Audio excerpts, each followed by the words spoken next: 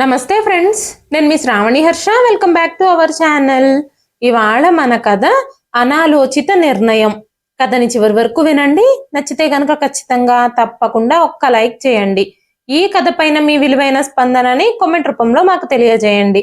కొత్తవారు ఎవరైనా చూస్తున్నట్లయితే మన ఛానల్ని సబ్స్క్రైబ్ చేసుకోండి.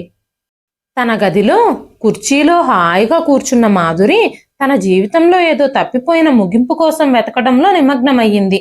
అదే సమయంలో అకస్మాత్తుగా తన అత్తగారు సుశీలమ్మ గారి స్వరం ఆమె చెవులకు చేరుకుంది. మాధురి, అమ్మ మాధురి, నువ్వేం చేస్తున్నావు? గదిలో విశ్రాంతి తీసుకుంటున్నావా? కాస్త లేచి కూర్చో. ఇదిగో మోతీచూర్ లడ్డు తీసుకో, నోరు తీపి చేసుకో అంటూ పిలిచారు. వెంటనే ఆ స్వీట్ బాక్స్ ని మాధురి ముందుకు పెడుతూ సుశీలమ్మ గారు తన ముద్దుల కోడలు మాధురితో, మోతీచూర్ లడ్డు అంటే నీకెంత ఇష్టమో నాకు తెలుసు, అందుకే నీకోసమే దాచుంచాను అంటూ చెప్పారు. ఆ బాక్స్ నుంచి లడ్డూ తీసుకుంటూ మాధురి, అత్తయ్య గారు, ఈ లడ్డూలు ఎవరిచ్చారు అని అడిగింది. ఈ బాక్సు మన పక్క వీధిలోని నా స్నేహితురాలు లలిత తీసుకొచ్చి ఇచ్చింది. ఆవిడకి మనవడు పుట్టాడట అని చెప్పగానే ఆ మాటలు విన్న మాధురి ముఖంలో రంగులు మారిపోయాయి. కోపంతో కళ్ళు ఎర్రబడ్డాయి. చేతిలోని లడ్డూని ఆ బాక్స్ లో విసిరి కొడుతున్నట్టుగా పెట్టేసేసరికి అది చాలా దూరంలో పడిపోయింది. అత్తగారి మీద అరుస్తూ, పెళ్ళై 10 ఏళ్లు గడిచినా మీ సొంత కొడుకు కోడలికి ఒక్క బిడ్డ కూడా లేనందుకు మీరు సంబరాలు చేసుకుంటున్నారా? వేరొకరి ఇంట్లో బిడ్డ పుట్టినందుకు మిఠాయిలు పంచితే అవి తీసుకొచ్చి నాకు తినిపిస్తున్నారా? మీకు కొంచెమైనా సిగ్గుండాలి. ఈ రోజు తర్వాత మీరు నాతో ఇలా ప్రవర్తిస్తే నాకంటే హీనంగా ఎవ్వరూ ఉండరు. అర్థం చేసుకోండి. నా గది నుంచి వెంటనే బయటకు వెళ్ళండి. నన్ను ఒంటరిగా వదిలేయండి అంటూ మాధురి తన కళ్ళు మూసుకుని చెవుల మీద చేతులు పెట్టుకుని అరుస్తోంది. సుశీలమ్మ గారు తన చెవులను తానే నమ్మలేనట్టుగా కోడలలా ప్రవర్తించడం చూసి నిర్ఘాంతపోయారు. అలాంటి కోడలి రూపం చూస్తూ ఉంటే ఆవిడ ముఖంలో కత్తివేటుకు నెత్తురు చుక్క రానట్టుగా ఆవిడ ముఖమంతా తెల్లగా పాలిపోయింది. ఆవిడ కళ్ళల్లోంచి కన్నీళ్లు ముత్యాల్లాగా జారి చెంపల మీద పడ్డం ప్రారంభించాయి. బయట కొంగుతో తన ముఖాన్ని తుడుచుకుంటూ గదిలోకి వచ్చేసింది ఆవిడ. దేవుడి విగ్రహం ముందు కళ్ళు మూసుకుని తల వంచుకుని ఏడవసాగింది. అక్కడే గదిలో కూర్చున్న సుశీలమ్మ గారి భర్త రాజశేఖర్ గారు తన భార్య అలా ఏడవడం చూసి షాక్ అయ్యారు. సుశీల, ఏమైంది? ఎందుకిలా ఏడుస్తున్నావు? ఈ రోజు నీకు నీ కోడలికి మధ్యలో ఏమైనా గొడవ జరిగిందా అనగానే, లేదు లేదు, అలాంటిదేమీ లేదండి అంటూ సుశీలమ్మ గారు తన కళ్ళీళ్లను తుడుచుకుంటూ చెప్పారు. అలాంటప్పుడు కారణం లేకుండా నీ కళ్ళల్లో నీళ్ళెందుకు వచ్చాయి అంటూ రాజశేఖర్ గారు తన భార్యను తన పక్కనే కూర్చోబెట్టుకుని ఆమె చేతిని తన చేతిలోకి తీసుకుని, చెప్పు సుశీల, నా నుంచి ఏది దాచొద్దు అని అడిగారు. అప్పుడు సుశీలమ్మ గారు ఏడుస్తూ తన భర్తతో అన్నీ చెప్పింది. ఒక కూతురులాగా మనల్ని ఎంతో ప్రేమించే, మనకెంతగానో సేవ చేసే, మనల్ని ఎంతగానో గౌరవించే మన కోడలు ఒక్కసారి పిలిస్తే పరుగున వచ్చే మన కోడలు పరిస్థితి ఎందుకు ఇలా అయ్యింది? ఈ రోజు నా కోడలు నాతో ఇలా ప్రవర్తించింది. తను నా ముందు ఎప్పుడూ గొంతెత్తి ఇన్నేళ్లలో ఒక్కసారి కూడా మాట్లాడలేదు.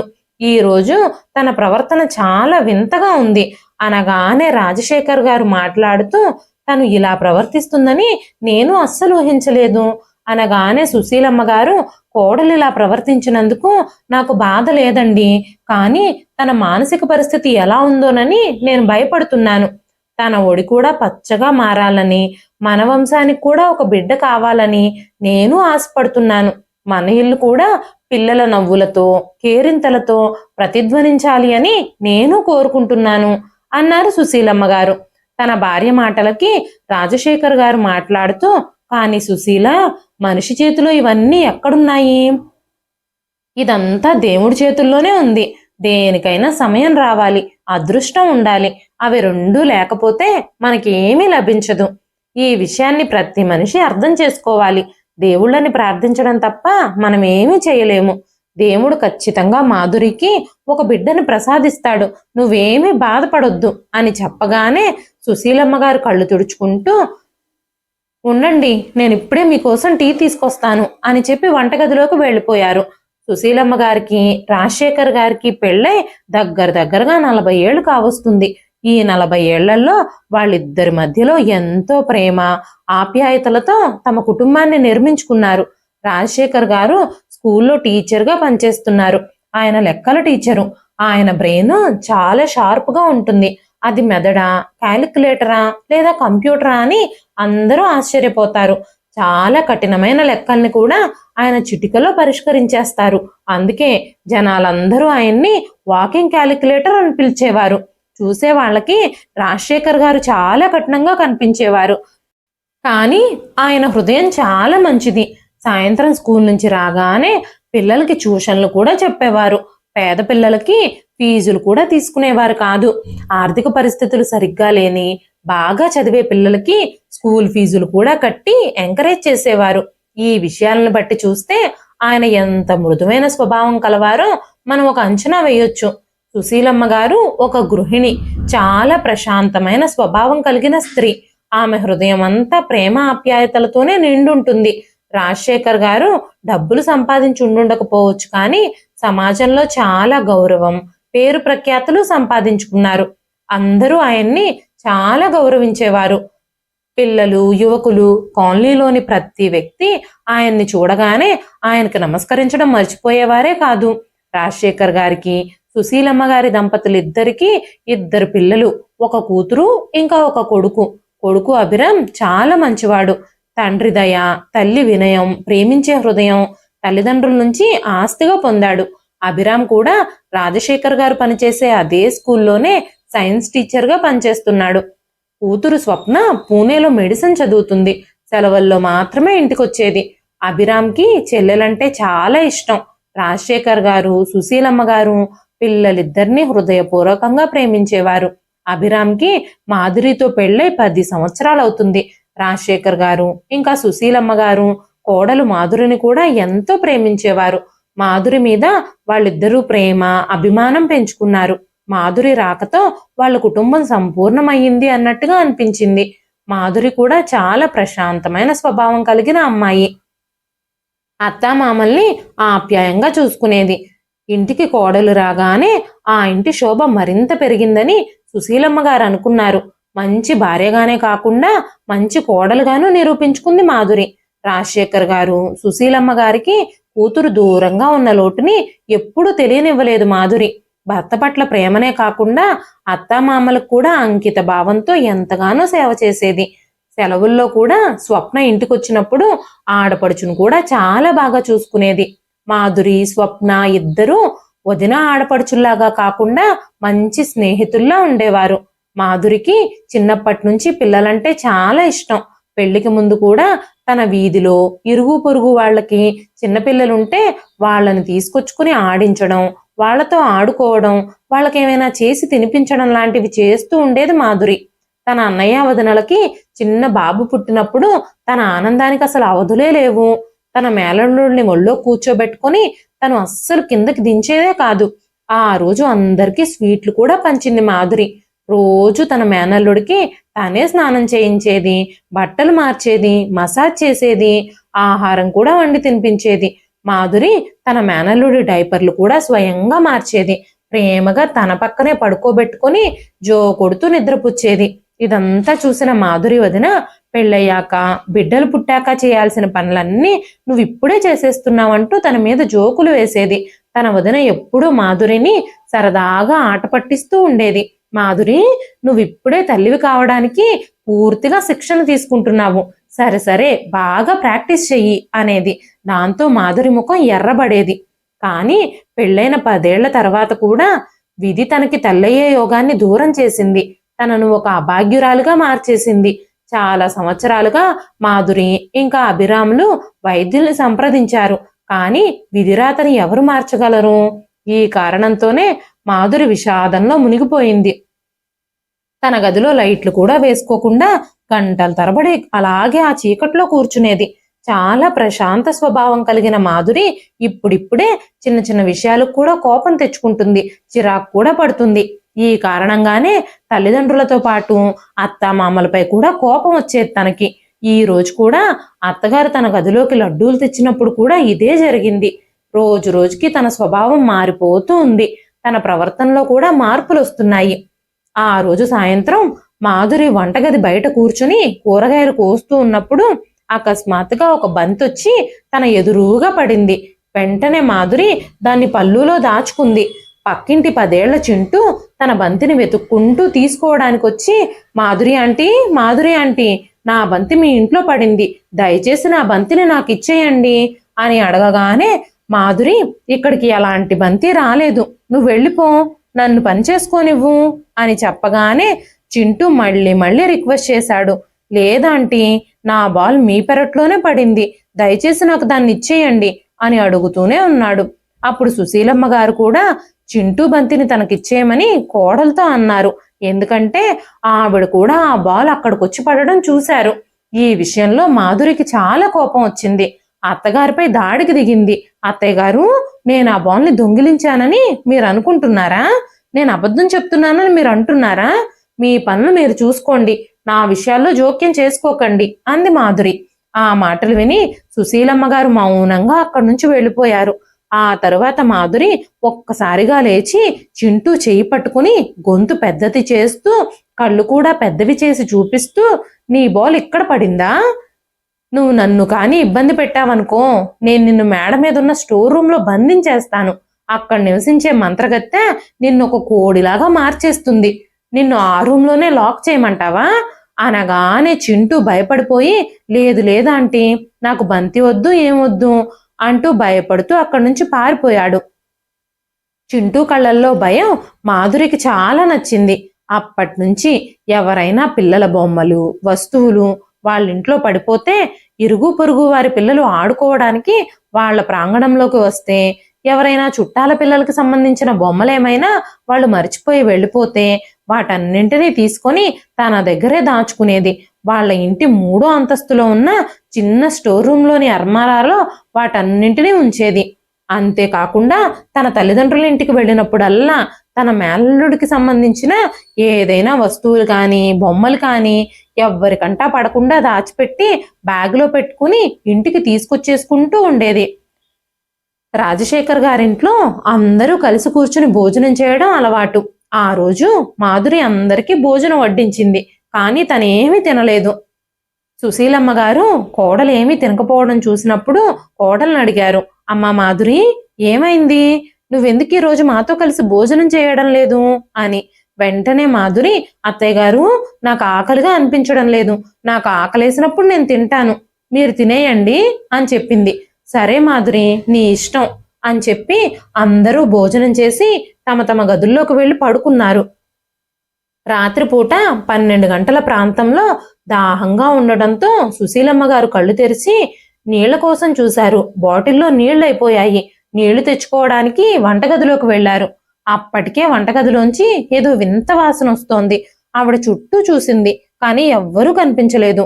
సుశీలమ్మ గారు వంటగదిలోకి వెళ్ళి తన బాటిల్ని నింపుకొని కిచెన్లో లైట్ ఆఫ్ చేసేసి తన రూమ్ వైపు వెళ్లడం మొదలుపెట్టారు. కానీ అకస్మాత్తుగా వంటగది వెనక గదిలో లైట్ వెలగడం చూసి తన అడుగులు అక్కడే ఆగిపోయాయి. ఆ లైట్ ఆపేయడానికి సుశీలమ్మ గారు నిశ్శబ్దంగా ఆ గది దగ్గరకు వెళ్లారు. లైట్ ఆపడానికి చూస్తూ ఉన్నప్పుడు ఆ గదిలోంచి ఎవరిదో గొంతు వినిపించింది. ఎవరో ఏదో నమిలి తింటున్నట్టుగా శబ్దం వస్తుంది. సుశీలమ్మ గారు మొదట భయపడిపోయారు. ఆ గదికి వెనక నుంచి కూడా తలుపుండటంతో ఎవరైనా దొంగ ఆ గదిలో ప్రవేశించి ఉండుంటాడని ఆవిడ అనుకున్నారు. సుశీలమ్మ గారు మెల్లగా అడుగులు వేస్తూ ముందుకు వెళ్లి డోర్ రంధ్రం గుండా చూసినప్పుడు లోపల కనిపించిన దృశ్యం చూసి తన కళ్ళని తానే నమ్మలేకపోయారు. ఆవిడ నిశ్శబ్దంగా గదిలోకి వచ్చేసి నిద్ర మధ్యలో ఉన్న రాజశేఖర్ గారిని లేపడం అనవసరమే అని భావించి ఆయన నిద్రని డిస్టర్బ్ చేయడం ఎందుకులే అని ఉదయం వరకు వేచి ఉన్నారు. ఉదయం దాని గురించి మాట్లాడాలి అని అనుకున్నారు. కానీ ఆవిడ ఆ విషయం గురించి ఆలోచిస్తూ ఉంటే ఆవిడకి మతి పోతున్నట్టుగా ఉంది. ఆవిడకి అసలు రాత్రంతా నిద్ర పట్టలేదు. ఉదయం అవ్వగానే రాజశేఖర్ గారు నిద్ర లేవగానే సుశీలమ్మ గారు రాత్రి జరిగిన సంఘటన అంతా భర్తకు వివరించి చెప్పారు. మీకు ఈ విషయం తెలుసా, రాత్రి నేను నీళ్లు తాగడానికి వంటగదిలోకి వెళ్ళినప్పుడు మన కోడలు వెనక గదిలో మాంసం తింటూ ఉండడం నేను చూశాను. మనం స్వచ్ఛమైన శాకాహారులం. మాధురి కూడా శాకాహారే కాబట్టి తన అలా మాంసం తినడం చూసి సుశీలమ్మ గారికి వికారంగా అనిపించింది. వెంటనే రాజశేఖర్ గారు, ఏంటి సుశీల, ఇదేం ఏప్రిల్ 1 కాదు. నువ్వేమైనా నన్ను ఫోన్లు చేస్తున్నావా? నా చెవుల్లో పువ్వులు పెట్టాలని చూస్తున్నావా? అనగానే సుశీలమ్మ గారు, నేను చెప్పే విషయం మీరు నమ్మడం లేదా? నేను అబద్ధం చెప్పనని మీకు తెలుసు కదా, నేను నిజమే చెప్తున్నాను. నిన్న రాత్రి మాధురి మాంసం తినడం నేను నా కళ్ళతో చూశాను. నిన్న రాత్రి మనతో పాటు తన భోజనం కూడా చేయలేదు. నిన్న సాయంత్రం మీరు బజారుకి వెళ్ళొచ్చాక మాధురి ఏదో పనుందని నాతో చెప్పి బయటకు వెళ్ళిపోయింది. తను తిరిగొచ్చేటప్పుడు తన చేతిలో ఒక నల్లటి కవర్ ఉంది. ఆ కవర్ని మీరు కూడా చూశారు కదా. తను తన కోసం బజార్ నుంచి ఏమైనా వస్తువులు కొని తెచ్చుకుందేమో అని మనం అనుకున్నాము. అందుకే నేను తన్నేమీ అడగలేదు. కానీ ఇప్పుడిప్పుడే నాకు అర్థం అవుతుంది, బహుశా తను ఆ మాంసమే తెచ్చుకుని ఉండుండొచ్చు. అనగానే రాజశేఖర్ గారు, సుశీల, నువ్వు అపార్థం చేసుకుంటున్నావేమో. తనకు కావలసిన సామాన్లు ఏమైనా తెచ్చుకుందేమో. తను రాత్రి మాంసం తిందని నువ్వెలా చెప్తావు? తను వేరే ఏదైనా తింటుంటే నీకు అలా అనిపించిందేమో. అనగానే సుశీలమ్మ గారు, నిజమే అయ్యుండొచ్చు. నేనే నిద్రమత్తులో ఏదో చూసి ఏదో అనుకున్నానేమో అనుకుని ఆ విషయాన్ని అక్కడితో వదిలేశారు. మధ్యాహ్నం డిన్నర్ అయ్యాక మాధురి తన గదిలోకి వెళ్ళి విశ్రాంతి తీసుకుంటూ పడుకునుంది. కానీ తన స్నేహితురాలు రమ్య దగ్గర నుంచి అప్పుడే ఫోన్ రావడంతో తన నిద్రకి అంతరాయం కలిగింది. ఏంటి రమ్య, నా నిద్రంతా చెడగొట్టావు. మంచి నిద్రలో ఉన్నప్పుడు నన్ను డిస్టర్బ్ చేశావు అంటూ ఆవలిస్తూ చెప్పింది మాధురి. నేను నీకు ఒక ఇంపార్టెంట్ విషయం చెప్పడానికి ఫోన్ చేశాను. అదొక శుభవార్త. ఈ విషయం వింటే నీ నిద్ర మత్తంతా ఒక్కసారిగా ఎగిరిపోతుంది. అనగానే మాధురి కూడా కుతూహలంగా అడిగింది, ఇప్పుడు నీ దగ్గర ఏం శుభవార్త ఉందో చెప్పు అని. నా స్నేహితురాలు ఒక అమ్మాయికి పెళ్ళై 8 ఏళ్లైనా పిల్లలు పుట్టలేదని నీకోసారి చెప్పాను, గుర్తుందా? తను ఏ వైద్యుణ్ణి సంప్రదించలేదు. కానీ తను ఒక తాంత్రిక బాబా సూచించిన నివారణ పూజని అనుసరించిన తర్వాత 2 నెలల తర్వాతే తను గర్భవతి అయింది. తను డాక్టర్ దగ్గరికి వెళ్ళి పరీక్షలు చేయించుకుంటే తల్లి బిడ్డ ఇద్దరూ ఆరోగ్యంగా ఉన్నారు అని చెప్పారు అని చెప్పింది రమ్య. రమ్య మాటలు వినగానే మాధురి, నిజమా? తను నిజంగా తల్లి కాబోతుందా? అనగానే రమ్య, అవును నిజమే. తనే నాకు స్వయంగా ఫోన్ చేసి చెప్పింది. తను నాకు ఫోన్ చేసినప్పుడు నువ్వే నాకు గుర్తొచ్చావు. అందుకే నేను ఆ బాబా ఫోన్ నెంబరు చిరునామా కూడా తీసుకున్నాను. నువ్వు గాని ఒక్కసారి ఆయన్ని సంప్రదిస్తే, ఆయన చెప్పిన పరిష్కారాన్ని పాటిస్తే బాగుంటుంది. ఆ బాబా దయ వల్ల నీకు కూడా ఒక బాబో పాపో పుడతారు అని రమ్య చెప్పగానే మాధురి కూడా, ప్లీజ్ రమ్య, నన్ను కూడా అయితే ఆ బాబా దగ్గరకు ఒక్కసారి తీసుకెళ్ళు. మా అత్తగారు నన్ను చాలా జాగ్రత్తగా చూసుకుంటారు. బయటకు వెళ్ళడానికి నాకు చాలా ఆంక్షలున్నాయి ఇంట్లో. అనగానే రమ్య, మీ అత్తగారితోనే ఈ విషయం ఎందుకు మాట్లాడకూడదు? మీ అత్తగారు నిన్ను చాలా ప్రేమిస్తారు కదా. ఆవిడకు కూడా నీకు పిల్లలు పుట్టడమే కదా కావాల్సింది.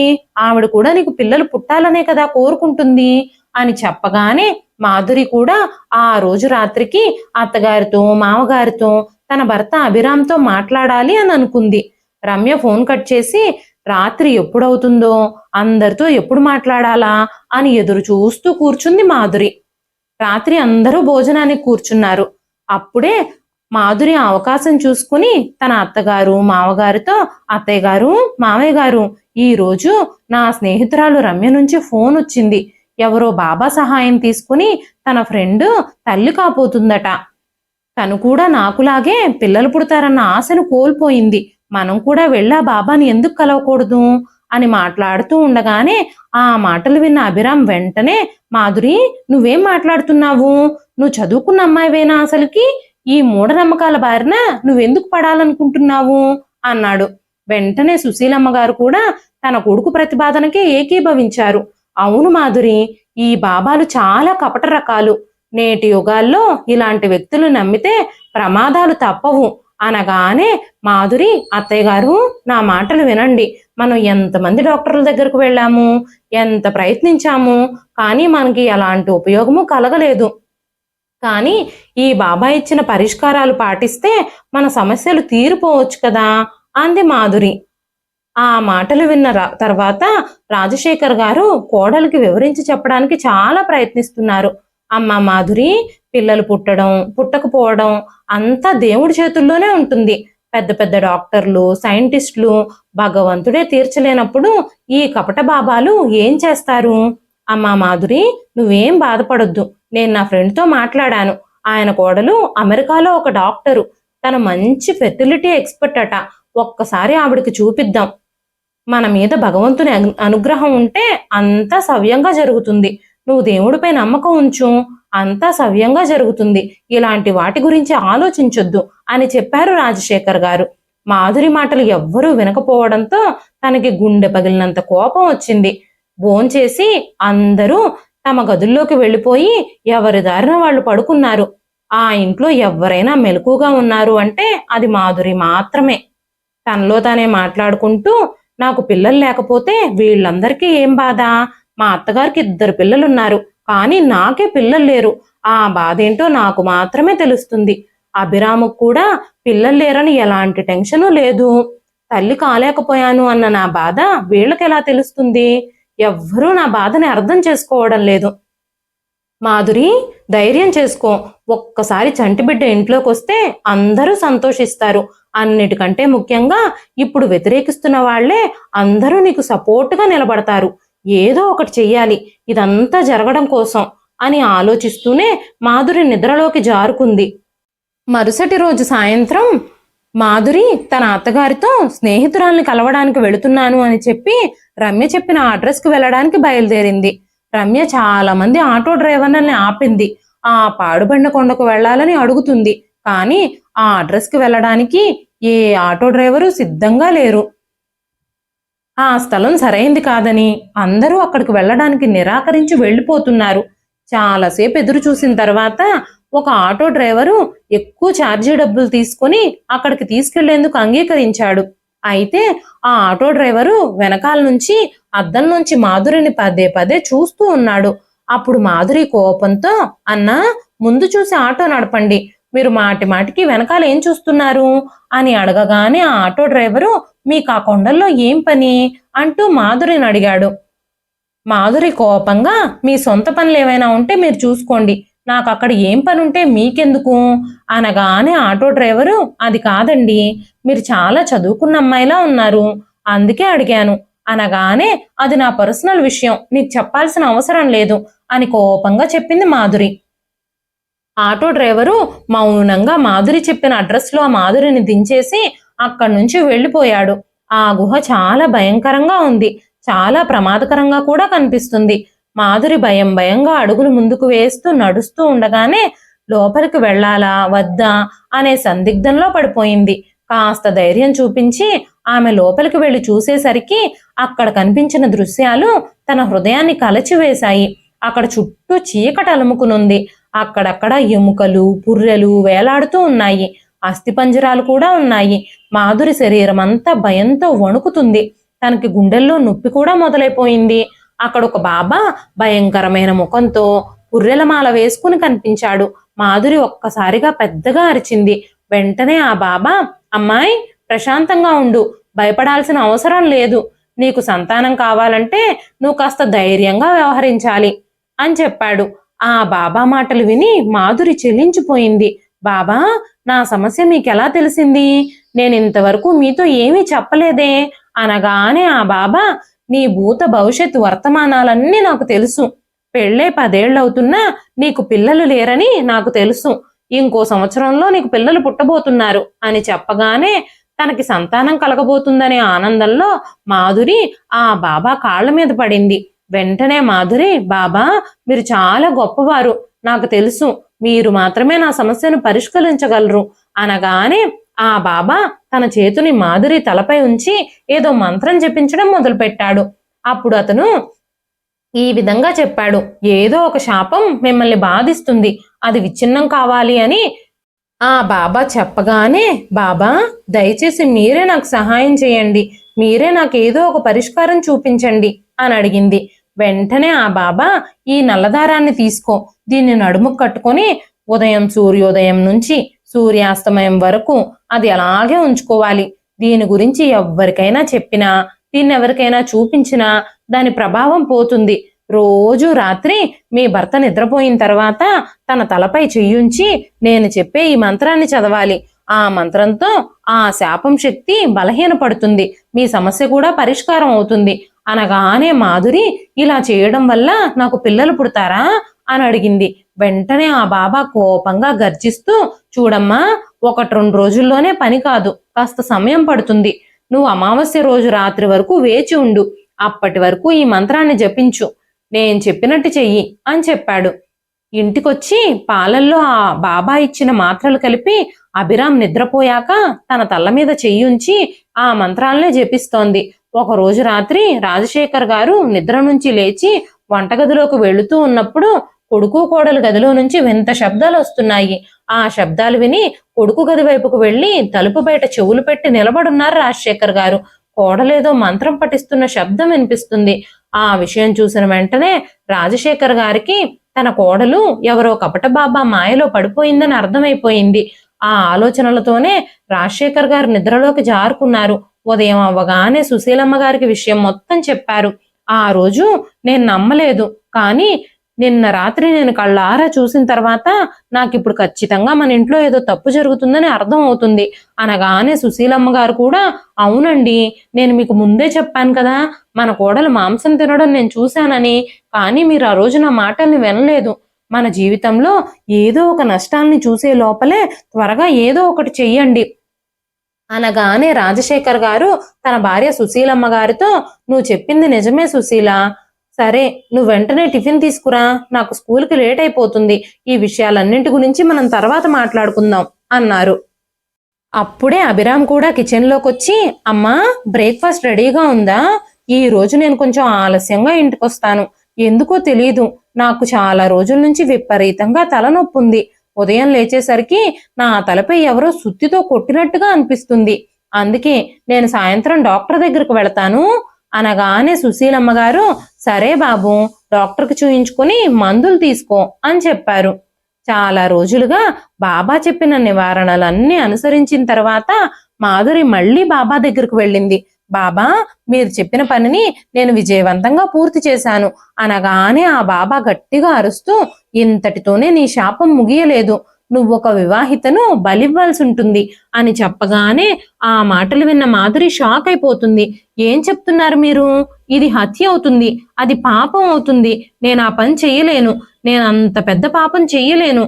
దయచేసి నాకు వేరే ఏదైనా పరిష్కారం చెప్పండి అనగానే ఆ బాబా, నీ మీద ఏదైతే శాపం ఉందో దాన్ని పరిష్కరించాలంటే ఖచ్చితంగా బలిచ్చి తీరాలి, లేకపోతే ఆ చీకటి నిన్ను బూడిద చేసేస్తుంది అనగానే మాధురి, ఈ బలిస్తే నేను నిజంగా తల్లినవుతానా అని అడిగింది.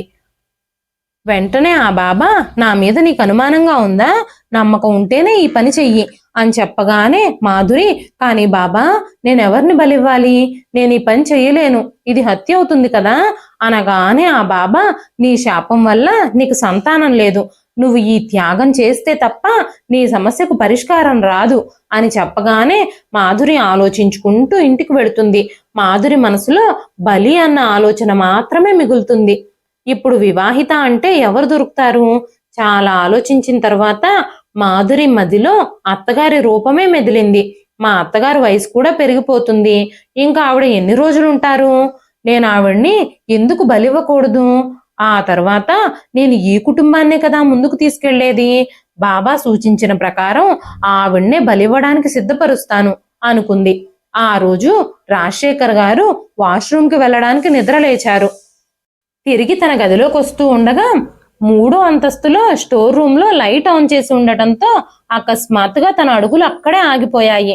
వెంటనే తన గదిలోకి వెళ్లి సుశీలమ్మ గారిని నిద్రలేపి, పైన స్టోర్ రూమ్ లో లైట్ వెలుగుతుంది, ఖచ్చితంగా ఏదో తప్పు జరుగుతుందని నాకు అనిపిస్తుంది అని చెప్పి సుశీలమ్మ గారిని తీసుకొని ఇద్దరూ వెళ్లి రహస్యంగా లోపలికి చూసేసరికి ఇద్దరికీ స్పృహ తప్పినంత పని అయింది. వాళ్ళిద్దరూ కిటికీలోంచి రహస్యంగా లోపలికి చూసేసరికి ఇద్దరికీ స్పృహ తప్పిపోయింది. వాళ్ళ పాదాల కింద భూమి జారిపోయింది. ఇద్దరు వారి అరుపుల్ని ఆపడానికి ప్రయత్నిస్తూనే ఉన్నారు. వెంటనే ఇద్దరు ఒకళ్ళ నోటిపై ఒకళ్ళు చెయ్యి వేసి చాలా ప్రయత్నించారు. స్టోర్ రూమ్ లో కనిపిస్తున్న దృశ్యాలు ఇద్దరిని ఎంతగానో భయపెట్టాయి. మాధురి వృత్తాకారంలో చుట్టూ గుండ్రంగా సర్కిల్ గీసుకుని నల్లటి బట్టలు ధరించి నుదుటిపై పొడవాటి తిలకంతో కూర్చునుంది. మధ్యలో ఒక కుండలో మంటలు చెలరేగుతున్నాయి. అస్థిపంజరాలు, పుర్రెలు, ఇతర వస్తువులు సమీపంలో ఉన్నాయి. మాధురి కళ్ళు మూసుకొని మంత్రం పఠించడంలో బిజీగా ఉంది.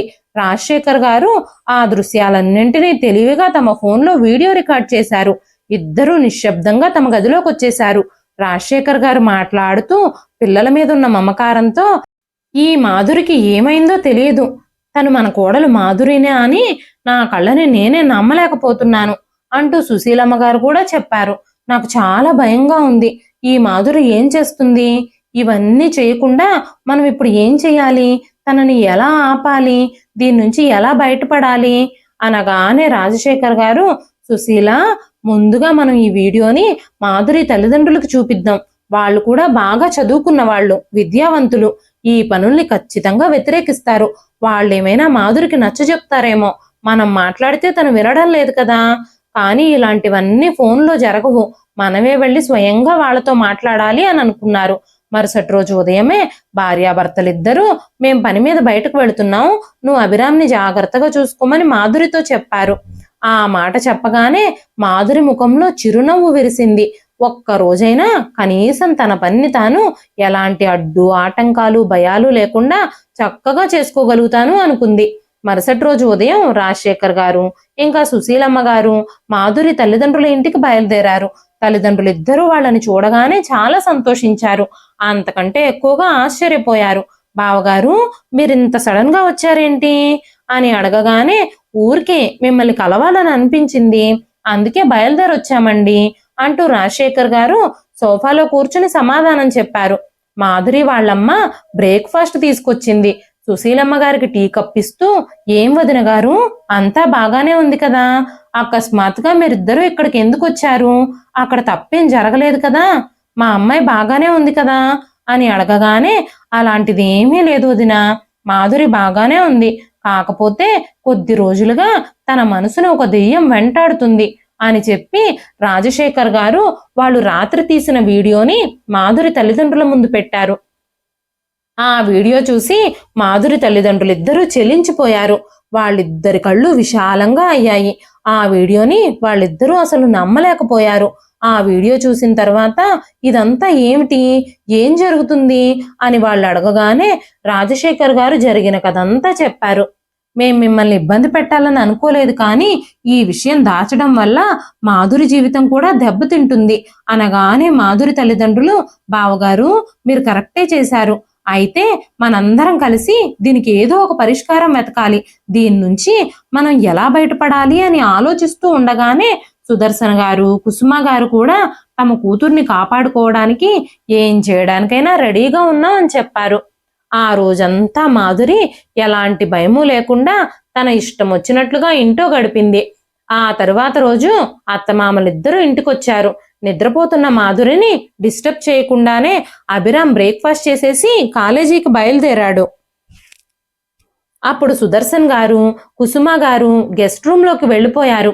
అతిథులు వచ్చినప్పుడు మాత్రమే ఆ గెస్ట్ రూమ్ తెరవబడుతుంది. వాళ్ళకి ఆహారం పానీయాలు అన్నీ కూడా రాజశేఖర్ గారు తీసుకెళ్లి అక్కడ ఇస్తూ ఉన్నారు. ఏది ఏమైనప్పటికీ తన పనుల్లో తను బిజీగా ఉండడం వల్ల తల్లిదండ్రులు అదే ఇంట్లో ఉన్నారని మాధురికి కూడా అనుమానం రాలేదు. మాధురికి అస్సలు తెలియదు అమ్మా నాన్నలు ఆ ఇంట్లోనే ఉన్నారని.